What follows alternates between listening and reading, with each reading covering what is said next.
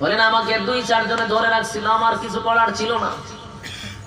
পাহাড়ের উঁচু টিলার থেকে যখন পাথরটা ধাক্কা দিয়ে ছেড়ে দিল, আমি যেন শুনতে পাই একটা গায়েবী আওয়াজ শোনা যায় গো। কে যেন ডেকে ডেকে বলে, পাথর রে নিচের দিকে আর লাম্বি না। শূন্য দাঁড়ায় তার পাথর জাগাত দাঁড়াইছে, নিচেও পড়ে না উপরে ধরে।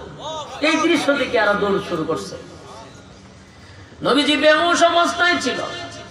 আল্লাহর নবী চোখ খুলে দেখে যায়েদের চোখের পানি গুলা নবীর শরীরে পড়ে। আল্লাহর নবী বলেন, যায়েদ রে আমি এখানে কিভাবে আসলাম? বলে, নবী গো আপনি একটা আঙ্গুরের বাগানে আছেন, বেঈমানরা আপনাকে রক্তাক্ত করছে। কিছুক্ষণ পরে দেখে জিবরাইল আলাইহিস সালাতু ওয়াস সালাম নবীর সামনে দাঁড়ানো। আল্লাহর নবী বলেন,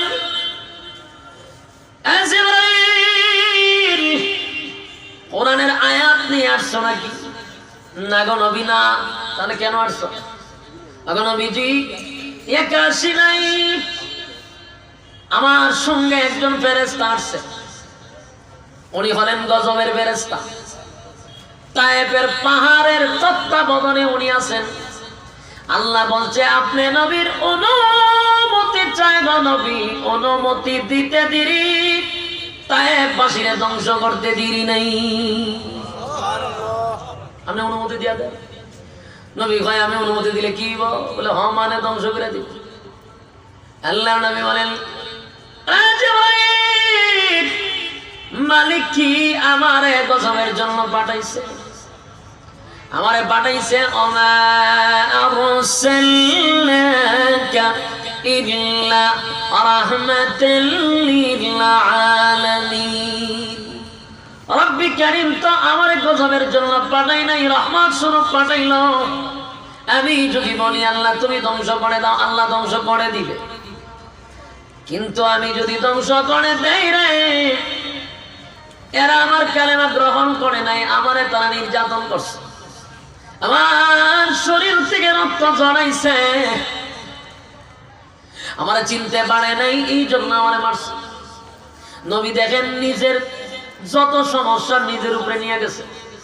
দুইটা হাত তুলে বলে, মালিক আমার দুর্বলতা ছিল, আমি দাওয়াত দিতে পারি নাই, কৌশলের অভাব ছিল গো, আপনি তাদের উপরে গজব দিয়েন না। আল্লাহ তারা কালেমা পড়ে নাই গো, তাদের সন্তানাদির আমার কালেমা পড়ে ঈমান আনবে।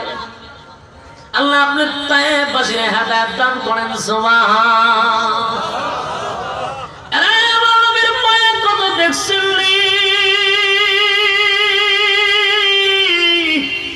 নবীর কত মায়া।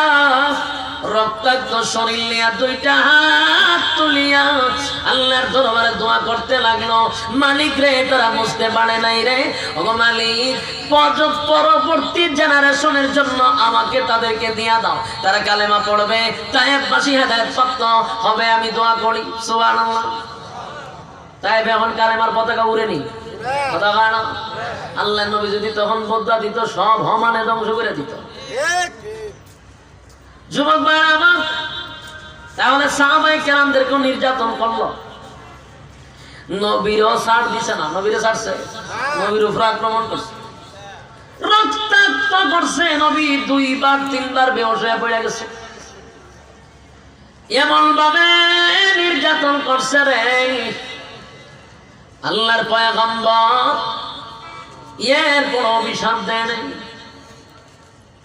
কিন্তু যেদিন খানে কাবার সামনে দাঁড়াইয়া নবী নামাজ পড়তেছিল, সেজদায় যাওয়ার পরে উঠে নারী বুড়িগুলা নবীর গলার মধ্যে ঝুলাইয়া দিছিল। সেজদা থেকে নবী মাথা মুবারক তুলতে পারে না, চেহারা মুবারকটা লাল হয়ে গেছিল। সেদিন নবী ওই জালেমদের দিকে তাকাইয়া শুধু এতটুকু বলছে, আল্লাহ তুমি তাদেরকে ধ্বংস করো। খানে কাবার সামনে আমি তোমার কুদরতি পায়ে সেজদায় ছিলাম গো, তারা দি আমার উপরে উটের নারী বুড়ি তুলে দিল।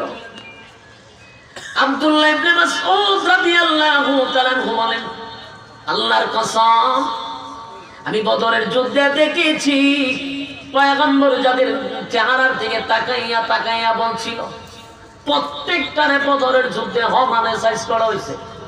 কারো মাথা নাই, কারো পা নাই, কারো ভরি নাই, কারো মাথা নাই, আবু জাইল্লা সহ। কথা বুঝতেছেন? নবীর সেই অভিশাপ বদরের যুদ্ধে মানে সাইজ করছে। এই যুবক ভাই, নির্যাতনের স্টিমুলা চাপায়া দিল। তারপর সাহাবায়ে কেরামরা ইমানের পরীক্ষায় উত্তীর্ণ হয়েছে। ইমান দেয় নাই, জীবন দিয়া দিছে। ইসলাম এত সহজ নয়। বর্তমানে আমরা গরু খাইনি মুসলমান, বাবায় মুসলমান, আমরা মুসলমান।